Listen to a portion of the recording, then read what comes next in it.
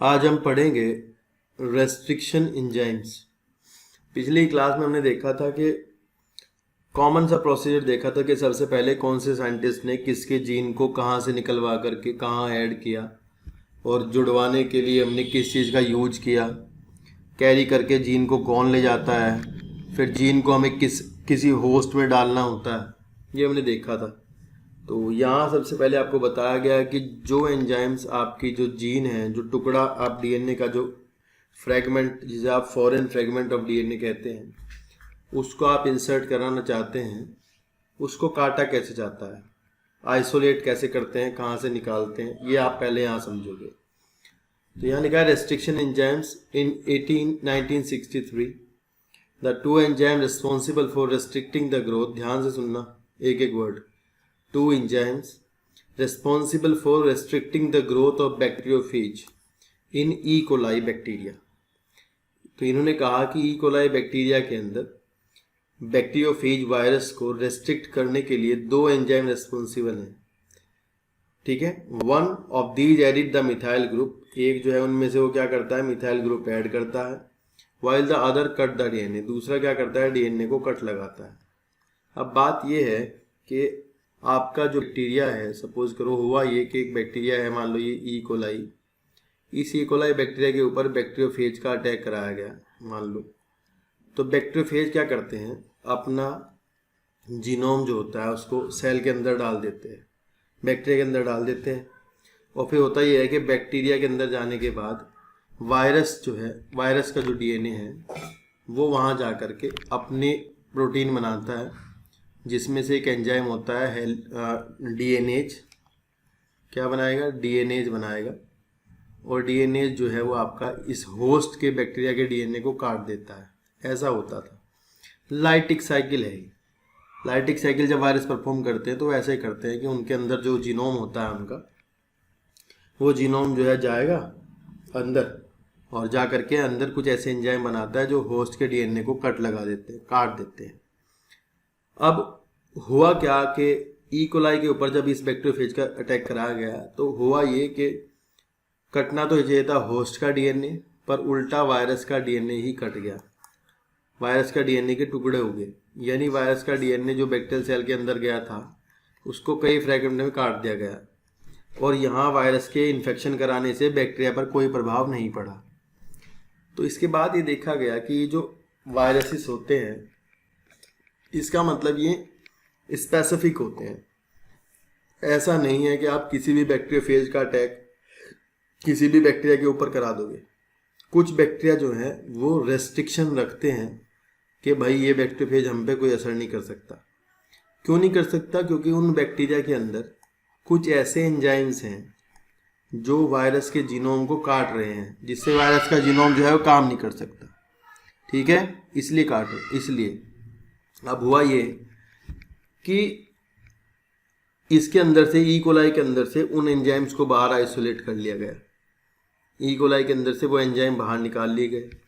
वो एंजाइम क्या थे, एक एंजाइम तो ऐसा जो मिथाइल ग्रुप ऐड कराता था, दूसरा एंजाइम ऐसा जो कि आपका डीएनए को कट करता था। तो जो काटने वाला था उसको बाद में रेस्ट्रिक्शन एंडोन्यूक्लिएज के नाम से असाइन किया गया बाद में।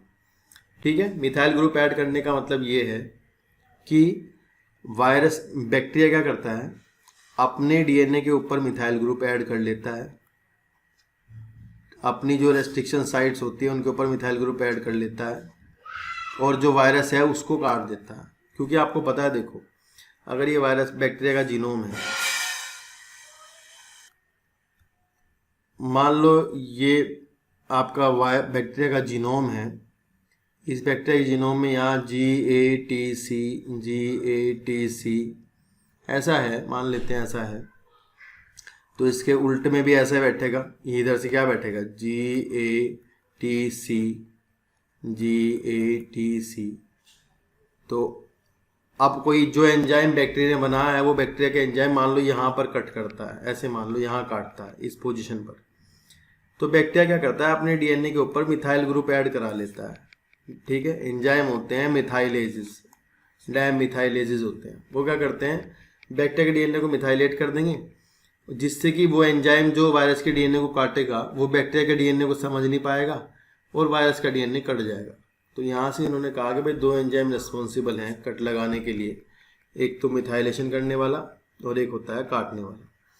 फिर लिखा है the first restriction endonuclease HIND2, सबसे पहला कौन सा था? HIND2, जो कि आपका स्पेसिफिक डीएनए न्यूक्लियोटाइड सीक्वेंस, देखो whose functioning is depend on the specific DNA nucleotide sequence. मतलब ये जो आपके एंजाइम होते हैं डीएनए में कुछ ऐसी जगहों पर काटते हैं जहां पर स्पेसिफिक सीक्वेंस होती है। वो स्पेसिफिक सीक्वेंस आपकी क्या होती है? पैलिंड्रोम होती है। पैलिंड्रोम का मतलब होता है कि अगर आप किसी को सीक्वेंस को 5 से 3 डायरेक्शन में पढ़ रहे हैं तो वो आपकी सेम पढ़ी जाएगी दोनों तरफ से, इधर से भी इधर से भी।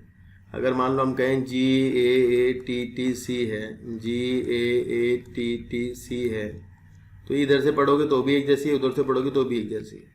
ऐसी सीक्वेंसेस आपकी क्या होती हैं? पैलिंड्रोम्स होती है। पैलिंड्रोम की खास बात होती है कि पैलिंड्रोम्स जो होते हैं वो कभी भी जीन का हिस्सा नहीं होते, कभी भी वो जीन में नहीं मिलते, जीन के फ्लैंकिंग रीजन्स में मिलते हैं। अगर मान लो किसी डीएनए में जीन यहाँ है तो यहाँ मिलेगा पैलिंड्रोम, इधर मिलेगा, इधर मिलेगा, तो आपकी जीन नहीं कटेगी। तो आपके जो एंडोन्यूक्लियेजेस हैं वो आपके कहाँ काटते हैं? पैलिंड्रोम पर काटते हैं, ना कि जीन। तो ये लिखा है यहाँ कि भाई वो स्पेसिफिक डीएनए न्यूक्लियोटाइड सीक्वेंस पर डिपेंड करता है। And it was found that HIND2 always cut DNA molecule at a particular point by recognize a specific sequence of 6 base pair। तो जो आपका HIND2 है एक 6 base pair के स्पेसिफिक सीक्वेंस को देखकर काटता है, ठीक है, जो कि आपकी क्या होती है? पैलिंड्रोमिक नेचर की होती है। And this specific base sequence is known as the recognition sequence. उस सीक्वेंस को आप क्या कहोगे? रिकॉग्निशन सीक्वेंस कहोगे, कि रिकॉग्नाइज होती है, यहाँ से उसको रिकॉग्नाइज किया जाता है। और काटता है कौन? HIND2। अब ये HIND2 कहाँ से लिया गया है ये आगे की बात है, अब अलग बात है। यहाँ लिखा है beside HIND2 today we know more than 900 restriction enzymes that have been isolated from 230 strains of bacteria. मतलब अभी हमारे पास HIND2 के जैसे जो कि रेस्ट्रिक्शन एंडोन्यूक्लियेजेस हैं वो लगभग 900 तरह के हैं, इससे ज़्यादा भी अब तो हो गए होंगे, जो कि आपके बहुत अलग अलग तरह के बैक्टीरिया से निकाले गए हैं। आपको ध्यान रखना है कि हर एक एंजाइम का रिकॉग्निशन सीक्वेंस जो है वो अलग होता है। यानी डीएनए में इतनी तरह की पैलिंड्रोमिक सीक्वेंसेस पाई जाती हैं जहां पर रिकॉग्नाइज किया जाता है। कई तरह की पैलिंड्रोमिक सीक्वेंसेस होती हैं, हर एक एंजाइम के लिए अलग अलग सीक्वेंस होती है जहां रिकॉग्नाइज करते हैं और ये काटते हैं। आपको इस बात का जरूर ध्यान रखना है कि कभी भी रेस्ट्रिक्शन एंडोन्यूक्लियेजेस जो है वो जीन्स के बीच में नहीं काटते, क्योंकि जीन के बीच में आपकी इस तरह की सीक्वेंसेस नहीं पाई जाती है, ठीक है। और बैक्टीरिया ने अपने डीएनए को कैसे बचाया है? उसने अपने डीएनए को मिथाइलेट कर दिया था। नेक्स्ट लिखा है the convention of for naming these enzyme is the first letter. अगर आप इसके नाम रखने की बात करते हैं तो जैसे आपका HIND2 था, तो HIND2 आपका कहाँ से निकाला गया? हीमोफिलस इन्फ्लुएंजा नाम के बैक्टीरिया से निकाला गया। हीमोफिलस इन्फ्लुएंजा नाम के बैक्टीरिया से निकाला गया, ठीक है ना, जिसका स्ट्रेन था RD स्ट्रेन, ठीक है। तो जैसे यहाँ नेमिंग बताइए आपको, नेमिंग में आप समझो कि पहला नाम जो अक्षर है, जैसे ये आपका जो ये जो E को R1 है, ये E को R1 आपका निकाला है E. coli से, तो इसका स्ट्रेन क्या था? RY13 था। तो यहाँ पहला जो वर्ड लिया है वो इसका लिया है जीनस का, दूसरे दो शब्द जो लिए हैं वो स्पीसीज के लिए हैं। R जो है वो इसके स्ट्रेन का नाम लिया है, ठीक है। और 1 का मतलब है कि जिस लैब में जहाँ पे काम चल रहा था वहाँ पे ये आइसोलेट किया था पहले नंबर पे, ठीक है। तो इसका नाम है ECO R1, समझ आई। नेक्स्ट है ये नेमिंग का आपसे पूछ लेंगे, कोई दे देंगे, हम आपको एग्जांपल दे देंगे। अगर आपसे पूछेंगे कि किससे लिया गया है, देंगे भी वो इसी का ही जो यहाँ बताया गया है, इसके अलावा वो कुछ नहीं पूछते। लिखा है ECO R1 come from E. coli, ये ध्यान रखना है, इसका स्ट्रेन का नाम ध्यान रखना है। And the letter R is derived from the name of the strain and Roman number following the name of indicate the order in which the enzyme were isolated from that strain of bacteria। मतलब उस bacteria से कौन से number पे निकाला गया है, उस पे नाम पर उसका जो नंबरिंग बाद में 1 2 3 दिया जाता है वो उस नाम पे दिया जाता है। नेक्स्ट है restriction enzyme belong to a larger class of enzyme called nucleases. तो न्यूक्लियेजेस जो है वो दो तरह के होते हैं, एक्सोन्यूक्लियेज और एंडोन्यूक्लियेज। एक्सोन्यूक्लियोटाइड जो है वो आपके न्यूक्लियोटाइड को डीएनए के काटते हैं, किनारों से काटते हैं, ठीक है, इधर से काटेंगे, ऐसे छोटा करते हैं, और जो आपके एंडोन्यूक्लियोटाइड होते हैं वो आपके बीच में कट लगाते हैं, ठीक है। उसमें भी जो रेस्ट्रिक्शन एंडोन्यूक्लियोटाइड है they are specific to the particular location जहां उन्हें कट लगाना है। नेक्स्ट लिखा है exonucleotide remove nucleotide from the ends of the DNA whereas endonucleotide make cut at specific position within the DNA. ये ध्यान रखना कि एंडोन्यूक्लियोटाइड जो है वो स्पेसिफिक पोजीशन पर कट लगाते हैं।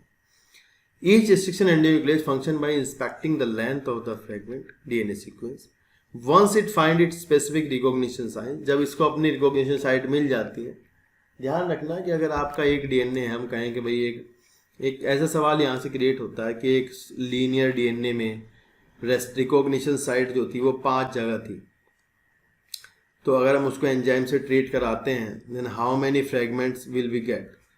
तो आप जब इसको 5 रेस्ट्रिक्शन साइट को कटवाओगे तो आपको फ्रेगमेंट मिलेंगे 1 2 3 4 5 6। लेकिन अगर आप एक सर्कुलर डीएनए में कहोगे कि सर्कुलर डीएनए के अंदर 5 रेस्ट्रिक्शन साइट हैं तो कितने फ्रेगमेंट मिलेंगे? 5 ही मिलेंगे। इस बात का आप ध्यान रखना, 1 2 3 4 5, ये बात है। सर्कुलर में जितनी रेस्ट्रिक्शन साइट होती है उतने ही फ्रेगमेंट होते हैं, और जो आपका लीनियर होता है उसमें जितने रेस्ट्रिक्शन साइट होती हैं उससे एक बढ़ा करके आपका फ्रेगमेंट होता है। It will bind to the DNA and cut each of the 2 strands of the double helix at specific point in their sugar phosphate backbone। तो ध्यान रखना, ये लिखा है इन्होंने यहाँ पर कि it will bind to the DNA, enzyme bind करता है डीएनए से, and cut each of the 2 strand, each of the 2 strand, दोनों को काटता है double helix at specific point, अलग अलग पॉइंट पर, in their sugar phosphate bond. काटता क्या है? फॉस्फोडाइस्टर बॉन्ड जो होता है ना उसको काटता है बीच। And each restriction endonucleotide recognize specific palindromic nucleotide sequence in the DNA. हर एक रेस्ट्रिक्शन एंडोन्यूक्लियोटाइड की जो है ना स्पेसिफिक रिकॉग्निशन साइट होती है, जिसको हम क्या कहते हैं? Palindromic sequence. क्योंकि भाई आपको पता है पैलिंड्रोमिक का मतलब वही है जिसको आप 5 से 3 डायरेक्शन में जब पढ़ते हैं, 5 to 3 डायरेक्शन में जब आप उसे पढ़ते हैं तो वो आपकी कैसी हो जाती है? एक जैसी पढ़ी जाती है। जैसे नीचे इन्होंने यहाँ इसी बुक में आपके एग्जाम्पल दिया है मलयालम, इन्होंने यहीं पर बताया नीचे कि मलयालम को आप जो है दोनों तरफ से पढ़ोगे तो आपको वो एक जैसा दिखाई देगा, ठीक है। नीचे इन्होंने एक डायग्राम समझाया आपको कट लगा करके, इन्होंने बताया कि भाई ये इको R1 जो है उसकी रेस्ट्रिक्शन साइट है, उसके लिए पैलिंड्रोमिक जो साइट है वो उसकी ये है GAATTC। You have to learn this site. आपको ये रिकॉग्निशन साइट याद होनी चाहिए कि यहाँ पर कट लगाया जाता है। ध्यान रखना, अगर कभी भी किसी भी रेस्ट्रिक्शन साइट में आपको इस तरह से ये एरो लगा के दिए जाएं, तो अगर ये एरो लगाए हों तो इन एरो का मतलब होता है कि कट जो लगेगा वो यहाँ पर लगेगा, ठीक है ना। तो देखो अभी डीएनए इन्होंने कहा कि हमने इसको इको R1 से ट्रीट कर दिया है, ठीक है। ये वेक्टर डीएनए है, जैसे हमने बताया था फॉरेन डीएनए है, तो वेक्टर डीएनए में भी वही साइट है, फॉरेन डीएनए में भी वही साइट है। अगर आप कट लगाते हो सेम एंजाइम से दोनों में, तो दोनों में जो एंडिंग बनेगी ना वो एंडिंग दोनों में सेम बनेगी। लाइक अगर मान लो हम कहें कि ये हमारा एक वेक्टर है, ये हमारा वेक्टर है, और वेक्टर में यहाँ पर GAATTC ये है, GAATTC ये है यहाँ पर। और जो मेरा जो जीन है मेरा जिसको मैंने काटा हुआ है वो भी मेरा मैंने किससे काटा हुआ है? इसी से काटा हुआ है। उसमें भी वही सेगमेंट से एंजाइम से ट्रीट किया है, तो उसमें क्या होगा लास्ट में? AATTCG ऐसा आएगा, जैसे कि आप यहाँ डायग्राम में देख रहे हैं। क्योंकि इसमें यहाँ कट लगेगा जी पर, नीचे लगेगा यहाँ इसके बीच में, तो क्या होगा? इसकी जो एंडिंग बनेगी वो कैसी बनेगी? ऐसी बन। ये निशान गलत लगा हुआ है थोड़ा सा ना, ये वाला एरो गलत लगा हुआ है, यहाँ ये होना चाहिए था एक्चुअली, ठीक है, यहाँ पर होना चाहिए था, तो ये गलत है थोड़ा, कोई बात नहीं, हाँ देख लेना। तो ये ओवरलैपिंग फ्रेगमेंट ये बन गया, सिंगल स्टैंडर्ड किनारे से हो गए, ऐसा हो गया ना, यहाँ से ऐसा ऐसा। तो ये अब क्या होगा? ये जाकर के अगर मैं इसको भी ट्रीट कराऊंगा सेम एंजाइम से, वेक्टर को, वेक्टर जो कि मेरी जीन को ढो के ले जाएगा। वेक्टर की नीड क्या है? क्योंकि वेक्टर के पास ओरिजिन ऑफ रेप्लिकेशन है। क्या है? ओरिजिन ऑफ रेप्लिकेशन है। तो वेक्टर क्या करेगा, मेरी जो सेगमेंट ऑफ डीएनए है उसको लेकर जाएगा, तो क्या होगा, वेक्टर खुल जाएगा। लाइक वेक्टर मान लो ऐसे खुल गया आपका, क्योंकि आपने एंजाइम से ट्रीट करा दिया। तो ट्रीट कराने के बाद आपका वेक्टर ऐसा हो गया, ठीक है, लाइक इस तरह से, ठीक है, ऐसा खुल गया। अब होगा क्या कि भाई आपकी जो जीन है, ये जो डीएनए का टुकड़ा है, क्योंकि इसमें भी किनारे पे वैसी एंडिंग बनी हुई है, ओवरलैपिंग फ्रेगमेंट है, तो ये क्या करेगा, यहाँ पर जा करके इसके ऊपर चिपक जाएगा आराम से, लाइक इस तरह, ठीक है ना, ऐसे फंस जाएगा। तो अब क्या होगा कि ये वेक्टर, ये तो हो गया वेक्टर जो खुद एक डीएनए है, और ये आपका जीन हो गया जो आपने डिजायर्ड जीन डाला है जिसको आपने जुड़वाना था, तो बन गया क्या, रिकॉम्बिनेंट डीएनए, रिकॉम्बिनेंट डीएनए बन गया, ठीक है ना। तो रिकॉम्बिनेंट डीएनए बनाने के लिए क्या करते हैं, पहले तो आप जो जीन लेनी है जहाँ से, पहले आप डीएनए आइसोलेशन करते हैं, आइसोलेशन के बाद आपने मान लो उसको काट लिया, सेम एंजाइम से आपको वेक्टर को भी ट्रीट करना पड़ेगा, सेम एंजाइम से आपको जीन को ट्रीटमेंट करना, डीएनए को ट्रीटमेंट करना पड़ेगा, तभी जा करके वो उसमें जुड़ पाएगा, क्योंकि दोनों तरफ ओवरलैपिंग फ्रेगमेंट बनेंगे। इस तरह के एंड जो बनते हैं they are called as sticky ends, इनको क्या कहते हैं, स्टिकी एंड कहते हैं। कुछ एंजाइम जैसे कि आपका हिंड 2 था पीछे, तो हिंड 2 होता है वो ऐसे कट लगाता है ऐसे, तो उससे क्या बनते हैं, ब्लंट एंड बनते हैं। तो अलग अलग तरह के एंजाइम्स होते हैं, जैसे कि ये इको R1 है, ये आपका क्या बनाता है, स्टिकी एंड्स बनाता है, इनको हम क्या कहते हैं, स्टिको कोहेसिव एंड्स कहते हैं, ठीक है। और जो आपका हिंड 2 है वो आपका ब्लंट एंड काटता है, दोनों सीधे काटता है, ओवरलैपिंग नहीं बनाता। तो ये ज़्यादा अच्छा रहता है, मतलब जो स्टिकी एंड्स होते हैं दे आर गुड, ठीक है। ब्लंट एंड बनाने वालों भी यूज करते हैं, ऐसा नहीं उनका यूज नहीं करते, करते हैं सबका यूज, ठीक है। चलिए, तो ये साइड भी याद रखनी है आपको, रिकॉग्निशन सीक्वेंस याद रखनी है। नीचे बताया इन्होंने कि भाई do you know that palindromes are, palindrome क्या होते हैं, and these are group of letter that form the same word when read from both backward and forward, like Malayalam. As against a word palindrome where the same word is read in both direction. The palindrome in DNA is a sequence of base pairs that read same on the two strand. कि palindrome जो है वो DNA sequences हैं, मतलब जो कि आप दोनों स्टैंड में पढ़ोगे तो आपको सेम पढ़ी जाएंगी। When orientation of reading is kept the same, अगर आप उसको 5 से 3 ही पढ़ रहे हो या 3 से 5 ही पढ़ रहे हो, लेकिन the following sequences read the same on the 2 stand, like 5 to 3 direction पढ़ रहे हो तो भी सही है, 3 to 5 पढ़ रहे हो तो भी सही है। Restriction enzymes cut the strand of DNA a little away from the centre of the palindromic site. लिखा है कि रेस्ट्रिक्शन एंजाइम जो है स्ट्रैंड को थोड़ा सा अवे, सेंटर से थोड़ा अवे होकर काटते हैं, but between the same 2 basis, पर काटेंगे दोनों में सेम पे। अगर आप समझो बात, अगर मान लो यहाँ काटा तो नीचे वाले में भी यहीं कटेगा, अगर ऊपर में यहाँ कटा तो नीचे भी यहीं कटेगा, ऐसा नहीं है कि उल्टा सीधा हो जाएगा। बात समझ रहे हो, जो अगर दोनों में या तो अगर मान लो यहाँ कटे, यहाँ कटे, यहाँ पे यहाँ लगा कट ऊपर, नीचे यहाँ लगा तो सही है, ऊपर यहाँ लगा तो नीचे यहाँ लगा, ऐसा नहीं है कि एक यहाँ और एक यहाँ, ये बात ध्यान रखना। और ऐसा ब्लंट एंडेड भी होता है, आप समझना, इन तो लिख दिया एनसीईआरटी ने कि लिटिल अवे, हमेशा ऐसा नहीं है कि लिटिल अवे काटेगा। जो ब्लंट एंडेड होते हैं वो दोनों सेंटर से ही काट देते हैं, ब्लंट एंड बनाने वाले जो आपके एंजाइम्स होते हैं वो सीधा काटते हैं। लिखा है but between the same 2 basis on the opposite stand and this leave single stand portion at the end, जिसकी वजह से किनारे पर जो है एक फ्लैंकिंग टंगा हुआ लटका हुआ सिंगल स्टैंड बन जाता है, and there are overhanging structure called sticky ends on each strands. These are named so because they form hydrogen bond with their complementary cut counterpart. मतलब ये क्या है, ये अपने जो complementary cut counterpart है उसके साथ क्या बनाते हैं, hydrogen bond बनाते हैं। And this stickiness of the end facilitate the action of the enzyme DNA ligase. अब ये चिपकाने का जो काम है, देखो वो उसके ऊपर आके रखा जाएगा, that's good enough। मगर मान लो ये है आपका, तो यहाँ पर दूसरे वाला आ जाएगा, ऐसे लग जाएगा, ठीक है। लेकिन इनके बीच में जो बॉन्डिंग चिपकाने का काम होगा, जो यहाँ पर फॉस्फोडाइस्टर बॉन्ड बनाना होगा, वो फॉस्फोडाइस्टर बॉन्ड बनाने के लिए कौन चाहिए, डीएनए लाइगेज चाहिए। बिना डीएनए लाइगेज के फॉस्फोडाइस्टर बॉन्ड नहीं बनेगा, ये बात आप ध्यान रखें। नेक्स्ट दिया है कि restriction endonuclease are use in genetic engineering to form recombinant molecules of DNA. जो रेस्ट्रिक्शन एंडोन्यूक्लियस होते हैं वो आपके जेनेटिक इंजीनियरिंग में, बायोटेक्नोलॉजी में रिकम्बिनेंट मॉलिक्यूल ऑफ डीएनए बनाने के लिए यूज किए जाते हैं। लाइक अगर आप देखें पीछे हम समझ रहे थे कि हमने एक डीएनए का टुकड़ा लिया, डिजायर्ड फ्रेगमेंट ऑफ डीएनए कहीं से लिया और उसको हमने क्या किया, उसको रेस्ट्रिक्शन एंडोन्यूक्लियस से ट्रीट किया, तो उसको वेक्टर के साथ जुड़वा दिया। तो उससे हमें फ़ायदा ये होता है वेक्टर के साथ जुड़वाने से कि हमें जो प्राप्त होता है वो हमारा रिकम्बिनेंट डीएनए प्राप्त होता है।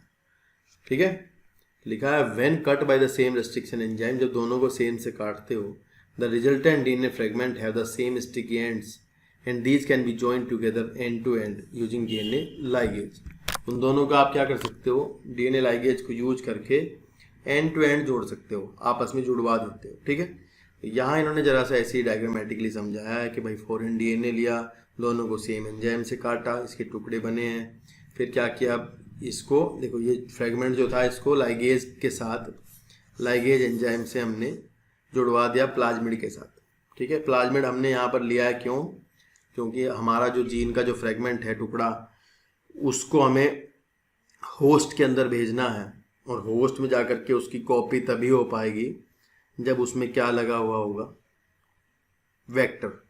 वेक्टर उसको ओरिजिन ऑफ रेप्लिकेशन प्रोवाइड कराता है।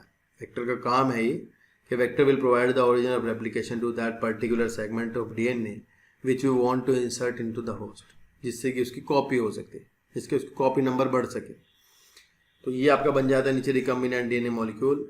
यहाँ लिखा है ट्रांसफॉर्मेशन, ये लाइन आपको ध्यान रखना है, बहुत इंपॉर्टेंट वर्ड है ये, कि जब आप किसी रिकम्बिनेंट डीएनए मॉलिक्यूल को बैक्टीरियल होस्ट के अंदर डालते हो तो इस स्टेप को हम क्या कहते हैं, ट्रांसफॉर्मेशन।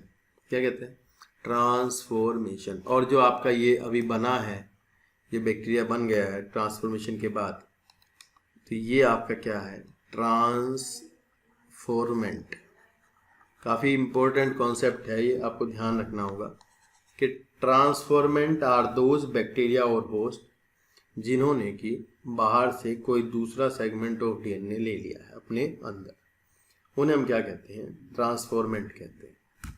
ठीक है, तो ये समझाया इन्होंने कि भाई जो होस्ट है उसमें आपका जो सेगमेंट है बाहर से चला गया। अब ये वेक्टर जो है ये कैसे इंसर्ट हुआ ये अलग बात है, लेकिन अभी के क्या समझे कि इसके अंदर चला गया और जाकर के इसकी कॉपी होंगी और फिर नंबर ऑफ रिकम्बिनेंट डीएनए बढ़ जाएगा। और साथ साथ जो मेरी सेगमेंट ऑफ डीएनए मैंने इसके अंदर डाला हुआ है, जो मेरा डिजायर्ड सेगमेंट था, उसकी भी कॉपी हो जाएगी। साथ ही साथ ऐसा होगा कि उसकी भी कॉपी होगी उसी के साथ साथ। चलिए नेक्स्ट देखते हैं। यह लिखा है you may have realize that normally unless one cut the vector and the source DNA with the same restriction enzyme, the recombinant vector molecule cannot be created। ये आपको समझ में आई होगी बात। अगर आप दोनों को सेम एंजाइम से नहीं काटोगे, अगर आप दोनों को सेम एंजाइम से ट्रीट नहीं करोगे, तो आपको क्या होगा, रिकम्बिनेंट डीएनए नहीं बन पाएगा, क्योंकि दोनों के दोनों में जो फ्रेगमेंट्स होंगे वो अलग अलग होंगे, जो दोनों के दोनों में जो एंडिंग्स होंगी वो अलग अलग होंगी, और अगर एंडिंग अलग अलग होंगी तो वे दोनों यूनाइट नहीं कर पाएंगे। ठीक है ना, तो ये आपको ध्यान रखना होगा इस बात को कि अगर भाई मान लो आप अलग अलग से काटोगे, मतलब you have to use the same restriction enzyme on both vector और द डिजायर्ड डीएनए, जहाँ से लेना है वहाँ पर। चलिए नेक्स्ट लिखा है यहाँ पर, इन्होंने टेक्निक बताई है कि आप separation and isolation of DNA fragment, मतलब कि जो आपने जैसे मान लो कहीं से आपने डीएनए निकाला है, आइसोलेट किया है किसी सेल का डीएनए, तो आपने उस डीएनए की, मान लो ये आपका डीएनए है बहुत सारा, ठीक है, इस डीएनए में से आप कैसे आइसोलेट करोगे एक फ्रेगमेंट डीएनए का। ठीक है, तो यहाँ आपको किताब में आपकी ये बिल्कुल नहीं बताया गया कि आप डिजायर्ड जीन कैसे निकालोगे इसमें से। इन्होंने कहा है फ्रेगमेंट कैसे लोगे, ध्यान से सुनना, इन्होंने आपको ये नहीं बताया कि डिजायर्ड जीन आप कैसे लेते हैं।